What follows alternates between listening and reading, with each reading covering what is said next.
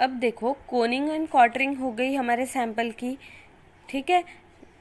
अगर कोनिंग और क्वार्टरिंग हो गई, उसके बाद अब हमें क्या करना है, सैंपल का साइज रिड्यूस करना है। सैंपल का साइज मीन्स कि हमें कितना सैंपल एनालिसिस के लिए चाहिए, तो वो पर्टिकुलर साइज हम लेंगे।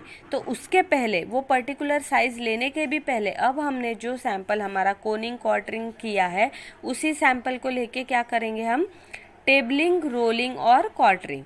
अब टेबलिंग मीन्स सिंपल कि क्या किया हो, एक टेबल होता है जिसपे हम लोग फाइन ऐसे पॉलीथीन, फॉर एग्जांपल ये हमारा टेबल है, या हम प्लास्टिक की शीट बिछाएंगे, ठीक है। वो प्लास्टिक के शीट के ऊपर हम लोग क्या करेंगे, हमारा जो मटेरियल है वो वहाँ डालेंगे।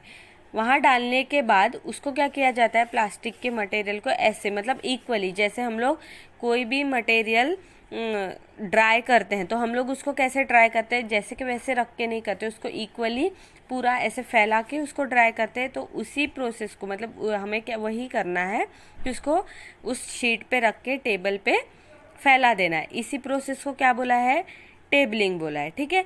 अब टेबलिंग के बाद हम लोग क्या करेंगे, जैसे फॉर एग्जांपल ये टेबल है, ये हमारा इस पे शीट है, उसके बाद एक ऐसे कोंटा पकड़ के हम लोग वो मटेरियल को ऐसे कुछ कुछ ऐसे उठाते जाएंगे। मतलब अब हमारा यहाँ अगर मटेरियल है तो वो मटेरियल क्या हो रहा है, रोल हो रहा है एक दूसरे के ऊपर, और उसको हम लोग एक मतलब बीच में लाएंगे। तो ये प्रोसेस को क्या बोला गया, रोलिंग। पहला क्या है, टेबलिंग। टेबलिंग में क्या करना है, हमारा जो सैंपल है वो लेके हम लोग उसको टेबल पे स्प्रेड करेंगे। स्प्रेड करने के बाद वो हो गई टेबलिंग। उसके बाद वन पोर्शन या एक कोई भी कोना उठा के हम लोग उसको ऐसे एक सेंटर पे जमा करेंगे, जिसके वजह से क्या होगा, हमारा मटेरियल रोल होगा, इसलिए उस प्रोसेस को क्या बोला गया है, रोलिंग। और उसके बाद क्वार्टरिंग। क्वार्टरिंग मीन्स व्हाट, अब वो जो रोलिंग के बाद जो मटेरियल है उसको फिर से हम लोग प्रेस करेंगे और उसमें से 4 पोर्शंस में से 2 अपोजिट पोर्शन रिमूव करेंगे, 2 अपोजिट पोर्शन रखेंगे।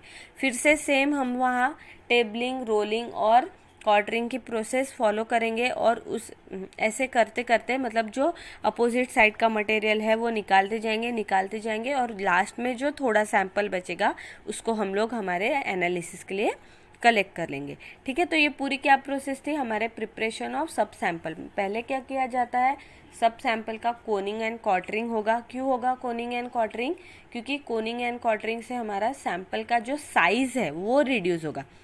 जो पार्टिकल का साइज है, सॉरी सैंपल नहीं, पार्टिकल, सैंपल में जो पार्टिकल प्रेजेंस है उसके साइज को रिड्यूस करने के लिए कोनिंग एंड क्वार्टरिंग।